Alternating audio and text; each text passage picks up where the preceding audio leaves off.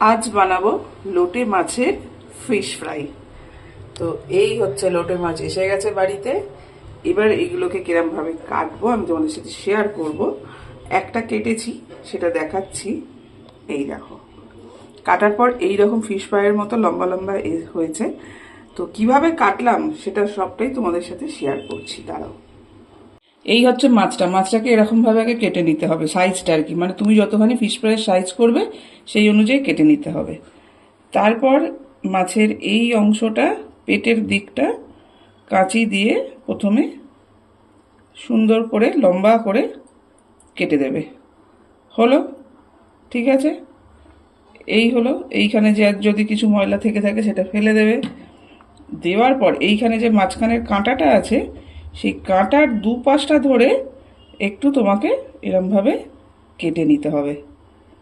এই যে, তাহলে ওই চওড়া ব্যাপারটা আসবে।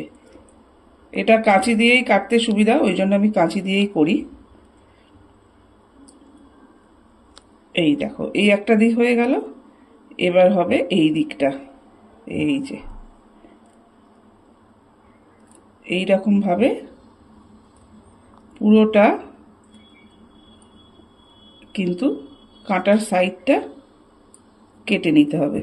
এই হলো, এবার মাঝখানে কাঁটাটা চলে এলো। এইবার কাঁটাটাকে তোমায় কাটতে হবে। এই দেখো, কাঁটাটাকে এরমভাবে কেটে নেবে। এই এই কেটে নেবে। এই দেখো, এই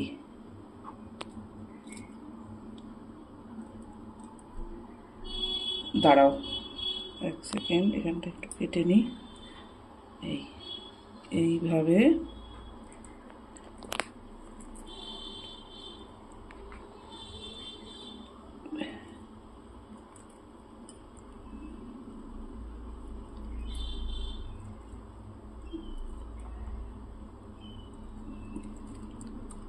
এই পুরো এই যে কাঁটাটা কেটে এলো, ঠিক আছে।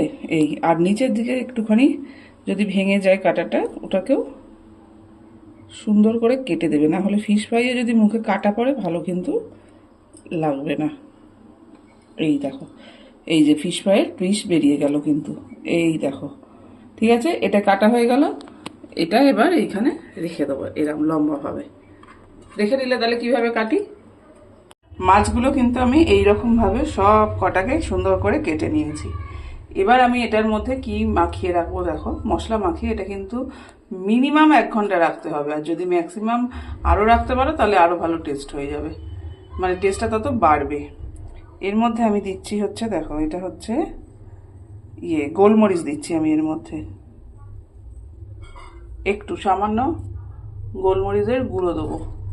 দাঁড়াও, আর একটু লাগবে।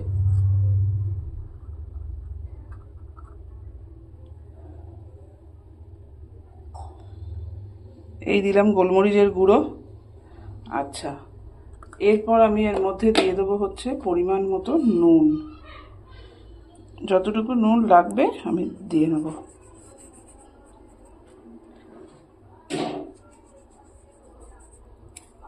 দিলাম, নুনটা দিয়ে দিলাম।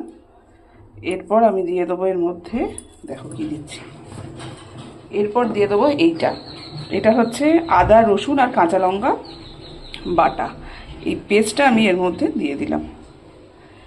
দিয়ে এবার ভালো করে এটাকে কিন্তু মাখিয়ে রাখবো। ভিডিওটা হয়তো একটু লম্বা হবে, কিন্তু তোমরা প্রসেসটা দেখো। অনেকে এর মধ্যে কাসুন্দি দেয়, বাট আমি কাসুন্দিটা দিলাম না। এবার এটাকে খুব ভালো মধ্যে মাছগুলোর মধ্যে সুন্দর করে মাখিয়ে নিলাম। নিয়ে এবার এটা আমি রেখে দেবো 1 ঘন্টা। তারপর এটা আমি করব। এই হচ্ছে মাছগুলো ম্যারিনেট করে রেখেছিলাম।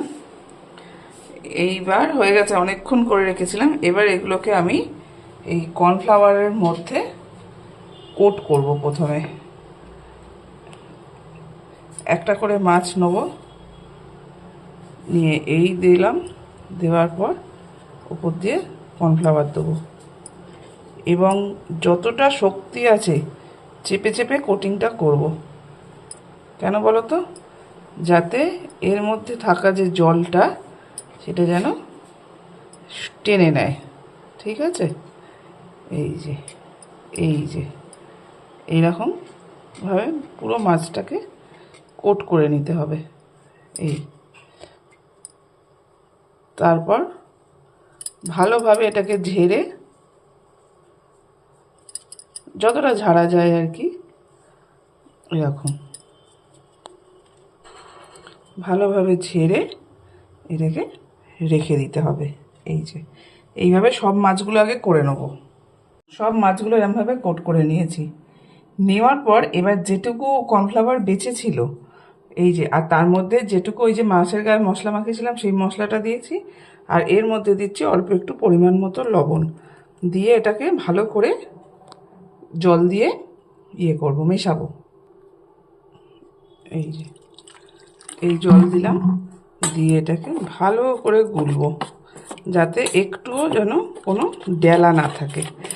তোমরা এটাকে ডিমের দিয়েও করতে পারো, ডিম দিয়েও কোট করতে পারো, মানে অনেকে এটা ডিম দিয়েও করে। আমি এটা ইচ্ছা করেই কর্নফ্লাওয়ার আর ওইটা দিয়ে করছি, ঠিক আছে? তো তোমরা চাইলে ডিম দিয়েও কিন্তু করতে পারো। আর একটু জল দেবো।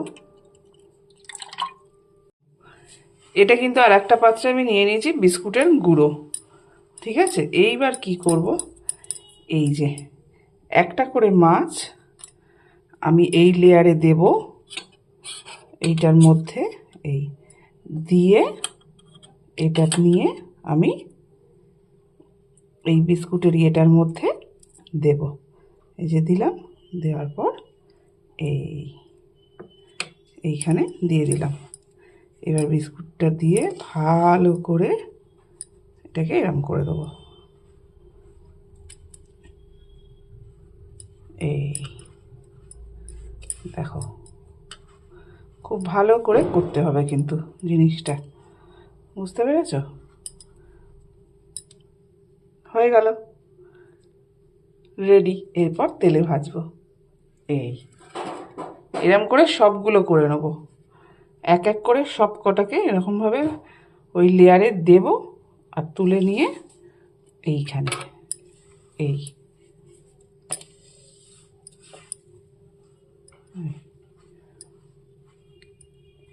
এইরকমভাবে আমি প্রতি কটা মাছকে এরকমভাবে তৈরি করে নেব, নিয়ে তারপর তেলে ভাজবো। এগুলো একটু সুন্দর করে শেপ দিয়ে দিলেই একদম রেডি। তো এই যে সব কটা মাছ আমার রেডি করা হয়ে গেছে, এইবার ভাজবো। আর এদিকে কড়াইতে চাপিয়ে দিয়েছি তেল গরম হয়ে গেছে। এবার মাছটা ছাড়ছি, দেখি কেমন হয়। ফার্স্ট টাইম কিন্তু করছি আমি, এর আগে কোনোদিন করিনি। একটা একটা করেই ভাজবো আমি আস্তে করে। ভাজা হচ্ছে, চলছে ভাজা, তারপর রেডি হলে তোমাদের দেখাচ্ছি। রেডি হয়ে গেছে ফিশ ফ্রাই, এই দেখো। আর এই হচ্ছে প্লেট ফিশ ফ্রাইয়ের। কেমন লাগছে বলো? একটু ভালো করে তোমাদেরকে দেখাই। এই দেখো,